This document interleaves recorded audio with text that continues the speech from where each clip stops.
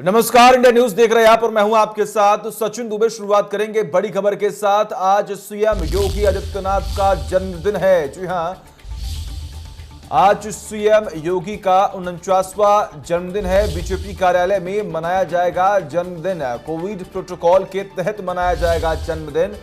लोगों को मास्क और सैनिटाइजर बांटे जाएंगे। उत्तराखंड के पौड़ी गढ़वाल के पंचूर गांव में हुआ था जन्म। ये बड़ी खबर, अहम जानकारी आपकी टीवी स्क्रीन पर लगातार हम आपको बता रहे हैं। हालांकि ट्वीट पर लगातार देश प्रदेश से उन्हें शुभकामनाएं और दी जा रही हैं। सीएम योगी का आज जन्मदिन है, 49वां जन्मदिन है आज। सीएम योगी का जन्मदिन है आज और ऐसे में अगर हम बात करें तो लगातार सोशल मीडिया पर उन्हें जन्मदिन की बधाई दी जा रही है।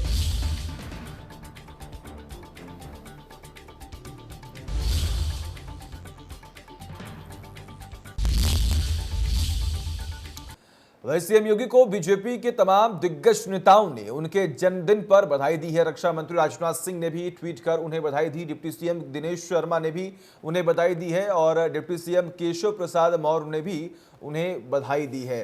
ये ट्वीट जो है वो लगातार हम आपको दिखा रहे हैं। ट्वीट के जरिए सभी लोगों ने मिलकर सीएम योगी आदित्यनाथ को बधाई दी है। उत्तर प्रदेश के मुख्यमंत्री योगी आदित्यनाथ का जन्मदिन है, 49वां जन्मदिन है आज। रक्षा मंत्री राजनाथ सिंह और डिप्टी सीएम दिनेश शर्मा और इसी के साथ ही साथ डिप्टी सीएम केशव प्रसाद मौर्य ने भी ट्वीट के जरिए सीएम योगी आदित्यनाथ को जन्मदिन की बधाई दी है।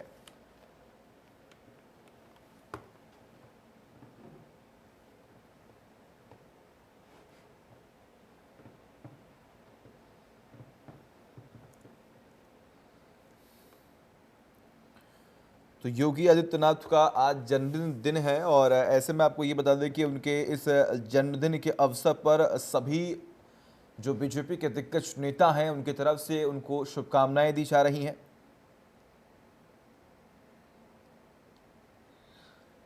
योगी आदित्यनाथ का 49वां जन्मदिन है आज और उनका सफर जो है वो भी काफी ऐतिहासिक है। आगे बढ़ेंगे, कानपुर देहात से खबर है जहां पर बर्थडे पार्टी का जश्न मनाते हुए वीडियो हुआ था वायरल। लॉकडाउन में युवाओं ने मनाया जश्न। हाईवे पर खुलेआम कोरोना नियमों की उड़ाई धज्जियां। किसी के चेहरे में मास्क नहीं और न ही कोई सोशल डिस्टेंसिंग। अकबरपुर कोतवाली क्षेत्र के सलावतपुर गांव का ये पूरा मामला है। ये बड़ी खबर हम आपको बता रहे हैं। तस्वीरें आपके सामने, आप देखिए किस तरीके से बर्थडे का जश्न मनाया जा रहा है। खुलेआम हाईवे पे ये जश्न मनाया गया और सोशल डिस्टेंसिंग की जमकर धज्जियां भी उड़ाई गई और फिलहाल ये वीडियो जो है वो जमकर सोशल मीडिया पर वायरल हो रहा है।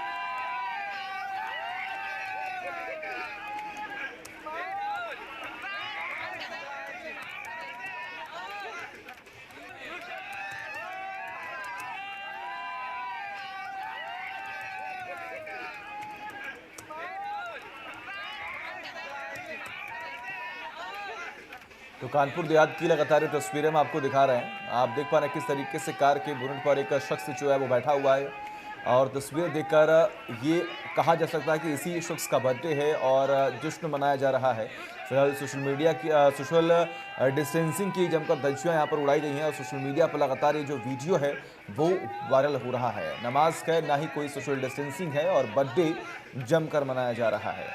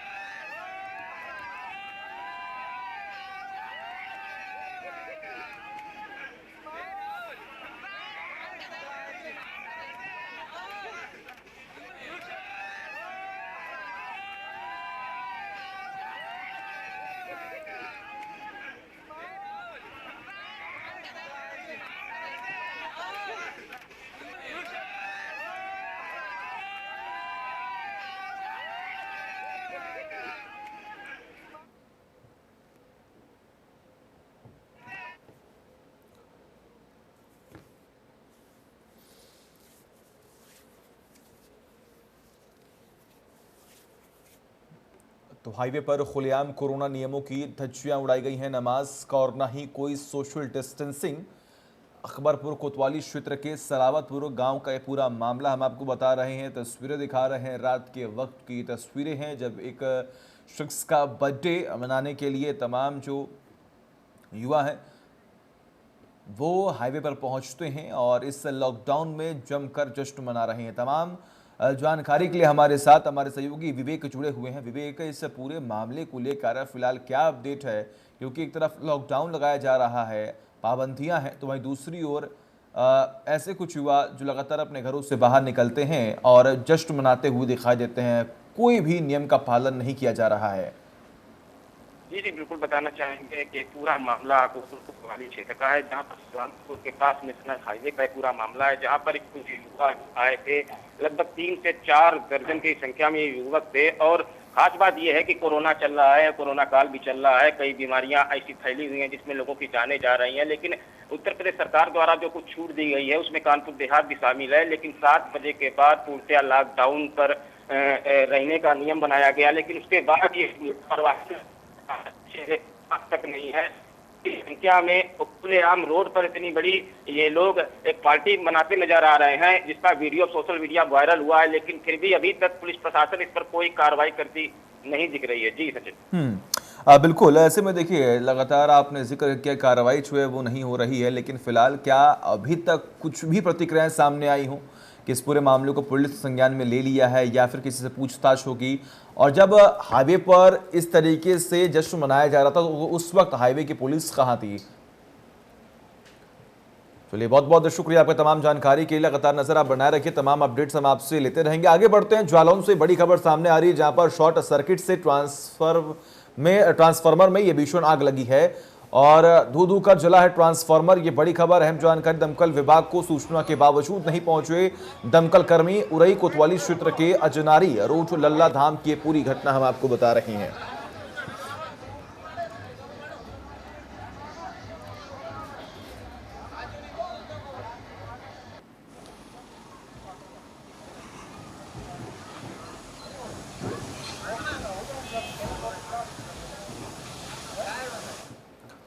अगली खबर आगरा से, जहां पर बंसल इलेक्ट्रॉनिक्स की दुकान में शॉर्ट सर्किट से लगी है भीषण आग। लाखों का बिजली का सामान जलकर हुआ राख। पड़ोसी दुकानदारों ने मिलकर बुझाई आग। दुकान स्वामी के अनुसार लाखों का हुआ नुकसान। आगरा के थाना खीरागढ़ का मामला।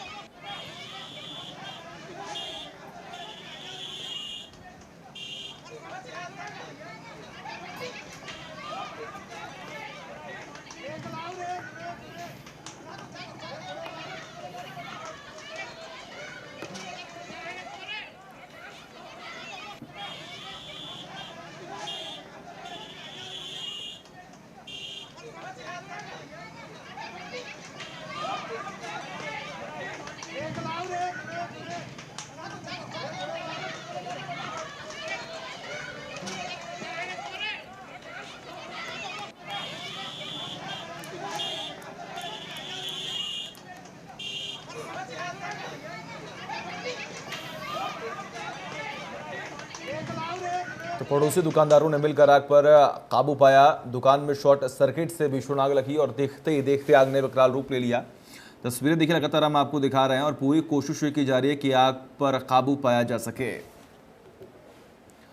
आगे बढ़ेंगे। ग्रेटर नोएडा से अगली खबर है, जहां पर कबाड़ के गोदाम में लगी भीषण आग। आग लगने से आसपास में अफरा तफरी का माहौल बन गया। आग में जलकर लाखों रुपए का सामान खाक हो चुका है और दमकल की 3 गाड़ियों ने कड़ी मशक्कत के बाद आग पर पाया काबू। आग लगने का कारण स्पष्ट नहीं है। दादरी नगर के आमका रोड की पूरी घटना है।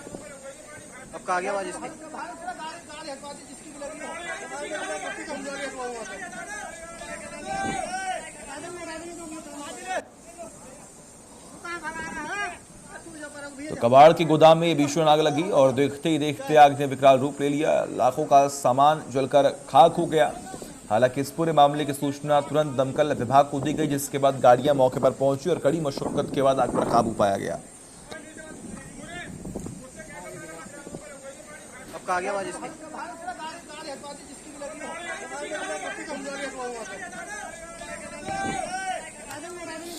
तो ये बड़ी खबर हम आपको लगातार बता रहे हैं। आग लगने से आसपास में मची है अफरा तफरी। ग्रेटर नोएडा की ये तस्वीरें आपके सामने हैं। दमकल की 3 गाड़ियों ने आग पर काबू पाया है।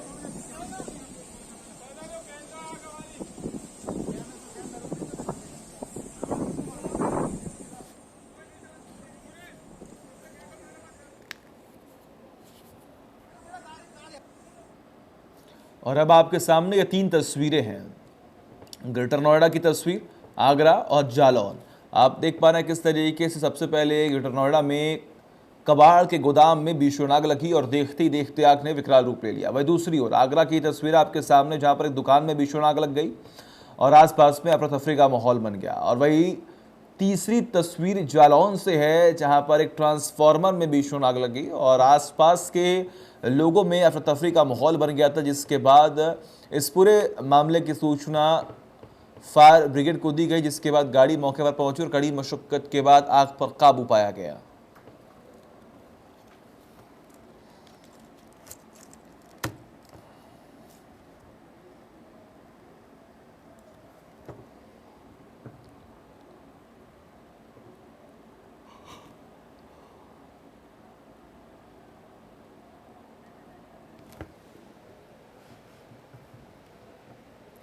और वही वाराणसी के राजा तालाब क्षेत्र में बारिश के बाद गंदगी की दुर्गंध नगर वासियों को डरा रही है। पिछले दिनों हुई तेज बारिश के बाद नालियां जाम होने से कई जगहों पर जलभराव हो गया था, जिसमें मच्छर पनप रही हैं, जो बीमारी का कारण बन रही हैं। वहीं अब तहसील बन चुके राजा तालाब और ग्राम पंचायत गांव को स्वच्छ रखने में फिसड्डी साबित हो रहा है। राजा तालाब में जगह जगह गंदगी का अंबार कोरोना काल में यहां के लिए खतरनाक साबित हो सकती है। जल जमाव वाले हिस्सों में गंदगी और बदबू फैल रही है। क्षेत्र जगह जगह गंदगी और कचरा से पटा नजर आ रहा है। बजबजाती गंदगी संक्रमण के खतरे को बढ़ा रही है। नालियां भी जाम रहने के कारण कचरों से भरी पड़ी है।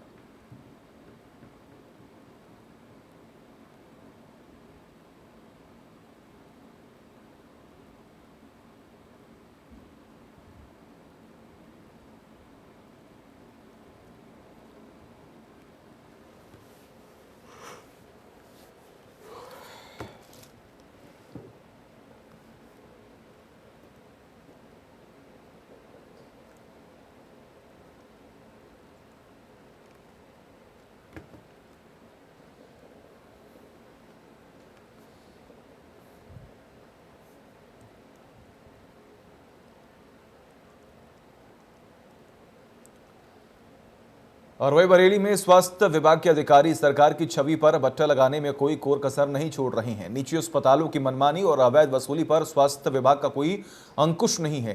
ताजा मामला बरेली का है, जहां पर निजी कोविड अस्पतालों ने महामारी के दौरान मरीज और उनके तीमारदारों से जमकर अवैध वसूली की और इन मामलों की शिकायत जिले के आला अधिकारियों से करने के बावजूद आज तक कोई कार्रवाई नहीं हुई है। जिला अस्पताल में सीएमओ कार्यालय के बाहर खड़े यह सतीश अग्रवाल अपनी पत्नी को कोरोना के दौरान खो चुके हैं, मगर इससे भी बड़ा दर्द उन्हें मुनाफाखोरों अस्पतालों ने दिया, जिन्होंने न केवल इलाज में लापरवाही की बल्कि मानक से कई गुना ज्यादा पैसे भी वसूली। इससे न केवल पीड़ितों का आर्थिक शोषण हुआ, बल्कि शिकायत करने पर कार्रवाई न होने पर पीड़ित मानसिक रूप से परेशान भी हुए। पिछले दिनों मेरे परिचित द्वारा शिकायत दर्ज कराई गई कि उनके रिश्तेदार जो कि निजी अस्पताल में कोरोना का इलाज करा रहे थे, अस्पताल प्रबंधन द्वारा उनसे अवैध वसूली या ज़्यादा पैसे वसूल लिए गए इलाज के नाम पर। जब इसकी शिकायत मेरे द्वारा मुख्य चिकित्सा अधिकारी बरेली को फ़ोन पर की गई, जिसका ऑडियो भी लगातार वायरल हुआ, उसमें दुर्भाग्य की बात है कि बरेली के मुख्य चिकित्सा अधिकारी बहुत ही लाचार और असहाय से महसूस हो रहे हैं। वो इस बात को मान रहे हैं कि निजी अस्पतालों द्वारा ज़्यादा पैसे वसूले जा रहे हैं और कुछ लोग इसमें शामिल भी हैं, लेकिन वह खुद इन्वॉल्व नहीं है। ये बात उसमें वो कहते सुनाई दे रहे हैं। ऐसी कुछ जो भी शिकायतें प्राप्त हो रही है हमारे कार्यालय में, ये जो भी कोई टेलीफोनिकली शिकायत होती है तो हम उनको बता देते, रिटर्न में अपनी बिल के साथ शिकायत हमारे यहाँ दें। हमने रेट निर्धारित करते हुए ही उनको कोविड चिकित्सालय के रूप में रजिस्टर्ड किया था। उनको भी कहा है कि उसी के अनुसार लगातार बिल लें और उसको डिस्प्ले भी करें अपने हॉस्पिटल के बाहर। जितनी भी शिकायतें प्राप्त हो रही है उसकी इंक्वायरी के लिए हमने कमेटी बनाई है अपने। एक उसमें ACMO है डॉक्टर आर एन गिरी, एक IMA के प्रेसिडेंट से बात करके उनके प्रतिनिधि के रूप में डॉक्टर पवन अग्रवाल ने कार्डियोथोरेसिस सर्जन उनको रखा है। और ये 2 लोगों की कमेटी मिलके उसका जो भी उसके बारे में शिकायत प्राप्त हो रही है उसका पता लगाती क्या हो रहा है उसमें, और यदि कोई उसमें जो भी कार्रवाई होती है उसमें मरीज के हित में की जा सकती है वो कर रही है। तमाम जानकारी के लिए हमारे साथ हमारे सहयोगी आशीष जुड़े हुए हैं। आशीष, अगर हम बात करें तो ये पूरा मामला आप देख पा रहे हैं, एक तरफ सरकार की तरफ से भी लगातार ये कहा गया है, स्थानीय प्रशासन भी अब सख्ती बरत रही है, जहां पर ओवर बिलिंग का मामला सामने आ रहा है वहां पर कार्रवाई होगी। लेकिन जब तक अस्पताल प्रबंधन ऐसा करता रहेगा तो आखिर जनता किस तरीके से रह पाएगी? जी बिल्कुल, जिस तरह से लगातार सरकार ने प्रयास किया है कि कोरोना काल में जो लोग हैं उनको किसी भी तरह से जो चिकित्सा सुविधाएं हैं वो न केवल सही दर पर मुहैया हो, बल्कि जब निजी कोविड अस्पताल बनाए जाते हैं तो उसमें ये प्रावधान किया जाता है कि वो 10% गरीब मरीजों का मुफ्त इलाज भी करेंगे। लेकिन वास्तव में हुआ ये है कि जिस समय ये महामारी का दौर चल रहा था उस समय इन मुनाफाखोर अस्पतालों ने अवैध वसूली करने के लिए कोई कसर बाकी नहीं रखी। मरीजों से न केवल मानक से अधिक रुपए वसूले गए बल्कि उनका मानसिक उत्पीड़न भी किया गया, जिसके सैकड़ों मामले बरेली में सामने आ रहे हैं। लेकिन जो स्वास्थ्य विभाग के अधिकारी हैं उनकी चुप्पी जो है वो रहस्यमय है। अभी तक किसी भी अस्पताल पर कोई ठोस कार्रवाई नहीं हुई है। जी बिल्कुल। और ऐसे में जब CMO साहब से बात हुई या फिर और भी जो उच्च पद पर बैठे अधिकारी हैं अस्पताल में, उनकी तरफ से क्या कुछ कहा गया है?